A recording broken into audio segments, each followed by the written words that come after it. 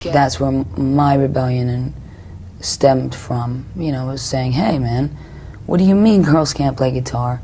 Girls have been playing cellos and violins and symphony orchestras for hundreds of years. You're telling me a girl can't play guitar?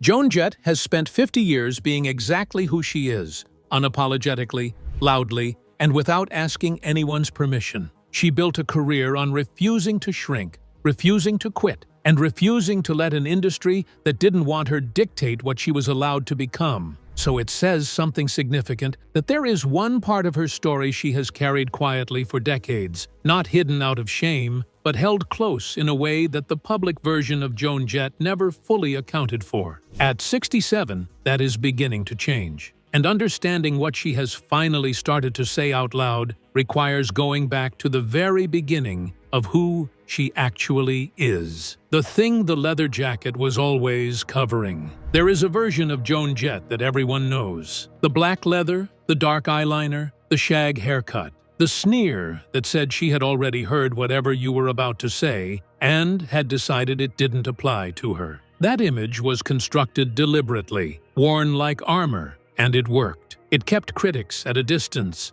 gave audiences something to project onto, and allowed Joan Jett to move through an industry that fundamentally did not want her without having to explain herself constantly. But armor, by definition, is something you put on because you need protection. And the question worth asking, the one that Joan has only recently started to answer in any real depth, is what exactly she was protecting. Joan Marie Larkin was born on September 22, 1958, in Wynwood, Pennsylvania. She received her first guitar at 13, a Christmas gift that came with an immediate and blunt message from the instructor her parents hired. Girls don't play rock and roll. She ignored that, absorbed everything she could from records and radio, and when her family relocated to West Covina, California, she found her way to Rodney Bingham's English Disco on Sunset Boulevard, an all-ages glam rock club that functioned as a gathering point for teenagers who didn't fit anywhere else. That detail matters more than it might seem. Bingenheimer's was not a mainstream venue. It attracted the specific subset of young people who were drawn to the theatricality and gender ambiguity of glam rock, to performers like David Bowie and Suzi Quatro, who were doing something with identity and presentation that mainstream American culture had no framework for yet. Joan was 13 and 14 years old, absorbing all of it, in a room full of people for whom the ordinary rules about how you were supposed to look and who you were supposed to be were openly and enthusiastically disregarded. She changed her last name to Jett during this period. She built the look that would define her for the next 5 decades. And she met drummer Sandy West through producer Kim Fowley, a meeting that would eventually produce the Runaways, the all-female teenage rock band that became both her greatest early achievement and the source of some of the most significant damage she has carried since. What is worth sitting with, before getting into the Runaways and everything that followed, is the specific nature of what Joan Jett chose to keep private across all the years she was public. She was not secretive about her music, her politics, her refusal to conform to industry expectations, or her willingness to fight for what she believed in. She was openly confrontational on almost every front. The thing she held back was personal, specific, and connected to something that the rock industry of the 1970s and 80s was entirely unprepared to accommodate. Joan Jett's sexuality has circled public conversation for as long as she has been famous. She has never used a specific label, and she has been consistent about that refusal across decades of interviews. What she has said is that her attraction is, in her own framing, all-inclusive, and that anyone who wants to know where she stands should simply assume. She has worn a double women's symbol necklace daily for years. She has a matching tattoo.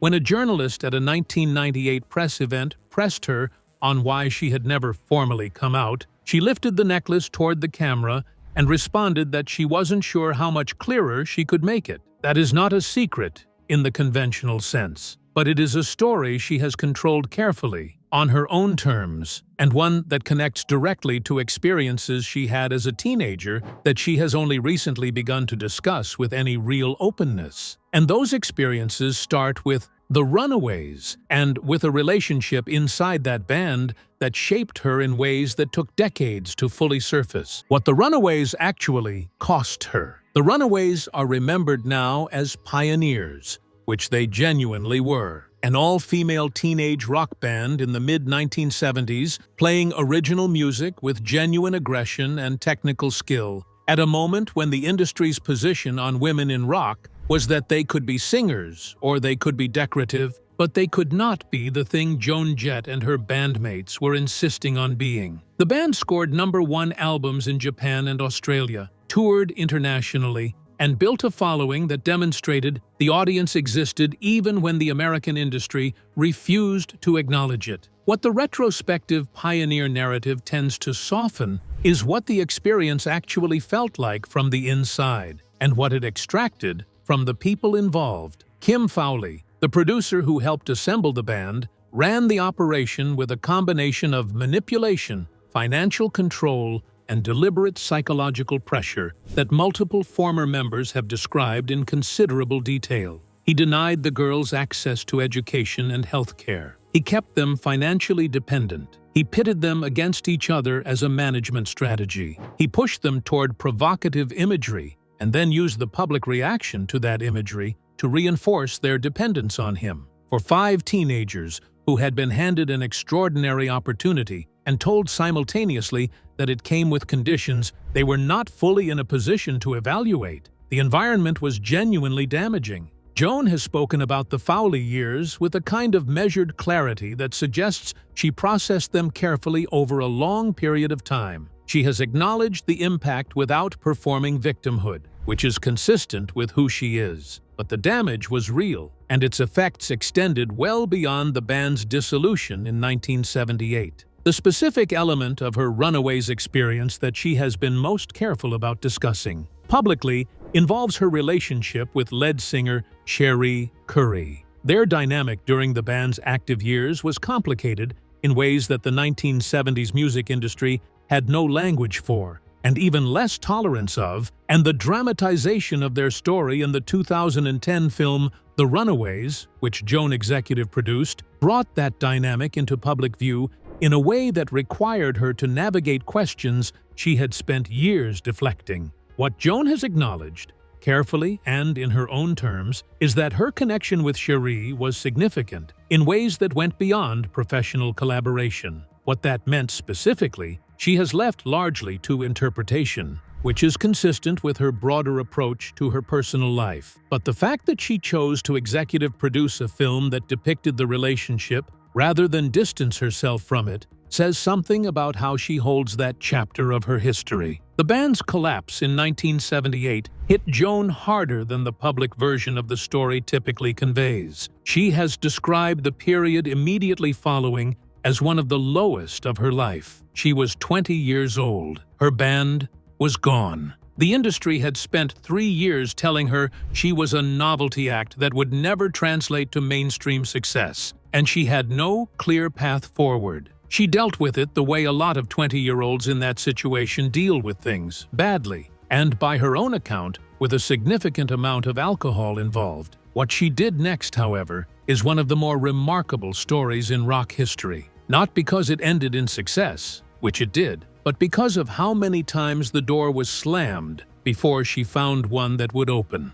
23 doors that closed. After the Runaways dissolved, Joan Jett traveled to Europe to record music and figure out what her solo career might look like. She returned to the United States with a self-titled debut album and began the process of finding a label willing to release it. 23 record labels said no. Not maybe. Not right now. No. 23 is a number worth sitting with. That is not bad luck or poor timing. That is an industry communicating a position with considerable consistency. And the position was that Joan Jett, as a solo act, was not something they were willing to invest in. She was too aggressive, too female, too unwilling to sand down the edges that made her interesting, and too associated with a band the industry had already written off as a failed experiment. Her response to 23 rejections was to stop asking. She and her manager Kenny Laguna who she had met while working on music connected to a Runaways film project, founded Blackhearts Records in 1980, released the album themselves, and began distributing it however they could. Laguna has described selling copies out of the trunk of his car after shows, struggling to keep up with demand from the fans who were finding the record through word of mouth and early college radio play. The contrast between what the industry said the market wanted and what the actual audience demonstrated they wanted is significant. 23 labels had assessed Joan Jett and concluded she was not commercially viable. The audience that found Bad Reputation, the re-release of her debut album on Boardwalk Records, disagreed with some force. Kenny Laguna's belief in Joan during this period was, by his own account, not uncomplicated. He has said he never wanted to be her manager, that he was not looking for that role, and that he took it on because she had become,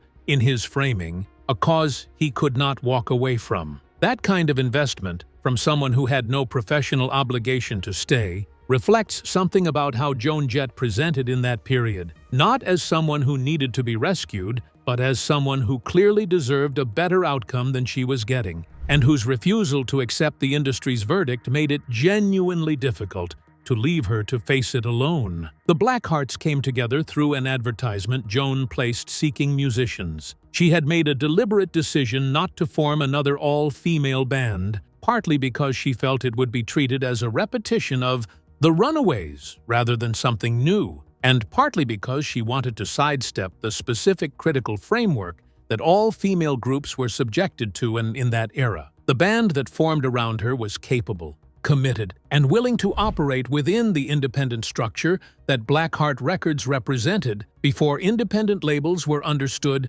as a legitimate alternative to the major system. Bad Reputation, the album and the song, established the template for everything that followed. The title track was not subtle about its subject matter. It was a direct response to everything the industry had communicated across 23 rejections, delivered with the particular satisfaction of someone who had decided the opinion of the room was no longer relevant to what she was going to do next. The cover song that changed everything, and the silence around what it meant. Joan Jett and the Blackhearts released I Love Rock and Roll in 1981. The title track was a cover of a song originally recorded by a British band called The Arrows, which Joan had heard performed on a television program during the Runaways touring years, and had been playing live ever since. The recorded version climbed to the top of the Billboard charts and stayed there for 7 weeks. It became the third most popular song of 1982. It has since been inducted into the Grammy Hall of Fame and ranked by Billboard as one of the greatest songs in the history of the chart. The commercial success of I Love Rock and Roll did something specific for Joan Jett that went beyond sales figures. It silenced, at least temporarily, the critical framework that had been used to dismiss her. Publications that had covered the Runaways, primarily through the lens of novelty and spectacle, now ran pieces about Joan Jett's commercial achievement. The industry that had rejected her 23 times was now paying close attention to what she did next. What she did next included releasing Crimson and Clover, a cover of the Tommy James and the Shondells song with the original pronouns entirely intact. The song is written from the perspective of someone expressing attraction to a woman. Joan recorded it that way and released it that way in 1982, at a moment when mainstream American radio had extremely limited tolerance for anything that could be interpreted as gay content. It charted, it received airplay, and Joan Jett did not offer any explanation for the pronoun choice to anyone who asked, because as far as she was concerned, no explanation was required. That decision is worth examining in the context of what she has said more recently about her life and identity. In 1982, releasing a song with female pronouns expressing attraction to a woman was not a casual choice. It was a specific one, made by someone who understood exactly what she was doing and had decided to do it anyway, without announcement and without apology. It fit the pattern of a person who communicates through action rather than declaration, who considers the work itself to be the statement. The years that followed the I Love Rock and Roll peak were commercially uneven. 2 follow-up albums underperformed relative to the standard she had set, and critics who had just praised her were quick to reassess. Rolling Stone suggested one of the albums failed to make a strong argument for her as a major talent, which is a particular kind of critical cruelty reserved for artists who have just proven themselves and are being measured against their own best moment rather than against anything external. Joan Jett's response to that period was to keep working, keep touring, and keep releasing music on her own terms through Blackheart Records, which gave her the freedom to make decisions that a major label relationship would have complicated. The infrastructure she and Laguna had built out of necessity turned out to be exactly the right structure for an artist whose longevity depended on never having to ask permission. What she finally said, and what it actually means. The secret the topic of this video refers to is not a single revelation delivered in a single interview. Joan Jett does not operate that way. What has happened at 67 is something more cumulative, and in some ways, more significant. A gradual willingness to let the full picture of her life become visible, including the parts she managed carefully for decades, in a way that adds up to something she has never quite said all at once before. Her sexuality is the most discussed element of this, and it is genuinely part of the story, but it is not the whole of it. What Joan has been more open about in recent years is the specific emotional cost of the path she chose, and the relationship between her public identity and what she was actually experiencing privately across the decades that identity was being built. The relationship with Sherry Curry during the Runaways years, which she executive produced a film about, and which has been described by Sherry in her own memoir in terms that make clear it was romantically significant, represents a chapter of Joan's life that she spent years neither confirming nor denying in explicit terms. What she has moved toward more recently is an acknowledgement that her personal life has always been present in her music, even when she declined to annotate it for interviewers. The pronouns in Crimson and Clover were not accidental. The double women's symbol she has worn daily for decades was not decorative. The Outfest screening of Bad Reputation was not coincidental. What Joan Jett has been saying, in the accumulated language of choices rather than press releases, is that she has always been exactly who she appears to be, and that the decades of careful non-confirmation were less about hiding and more about refusing to let anyone else's framework define something that belonged to her. At the 2015 Rock and Roll Hall of Fame induction, where she, Kenny Laguna, and the Blackhearts were formally recognized, writer John Uhelski described her in the Hall of Fame essay as the last American rock star, pursuing her craft for the right reasons and with a devotion to the true spirit of the music. That framing is accurate, but it also captures only the professional dimension of a person whose private experience has been considerably more complicated than the leather jacket suggested. The other thing Joan has been more open about at 67 is the lasting impact of what happened within the Runaways under Kim Fowley's management. After Fowley died in 2015, former bassist Jackie Fox made detailed public allegations about abuse she suffered during the band's active years, including allegations about events that she said other band members were present for. Joan responded that she had no knowledge of the specific incident described. She also said that if she had been aware of a bandmate being mistreated, she would not have stood by while it happened. That statement, and the difficulty with which she delivered it, reflects something about the Runaways' years that has never been fully resolved publicly. Joan has carried the weight of that period, the genuine achievement of what the band accomplished, and the genuine damage of the environment it operated in for nearly 50 years. What she has started to say more openly is that the two things coexist, that something can be formative and damaging simultaneously, and that the armor she built during those years was a response to real conditions, not a performance. At 67, Joan Jett is not interested in rewriting her story. She is interested, finally and on her own terms, in letting it be fully seen. That is a different thing from revelation. It is closer to permission, given to herself after decades of deciding what everyone else needed to know. If Joan Jett spent 50 years communicating exactly who she was through her music, her choices, and the symbols she wore every single day, what does it say about how we consume public figures that it still feels like a revelation when she finally says it plainly. And if the armor she built as a teenager in the Runaways never fully came off, does that mean the industry that made her put it on in the first place never really changed? Or just learned to applaud the armor instead of questioning why she needed it? Share your thoughts with us in the comments. If you enjoyed this video, be sure to like and subscribe to our channel. For more interesting stories like this, be sure to click on the next video that pops up on your screen. You never know what you'll discover next.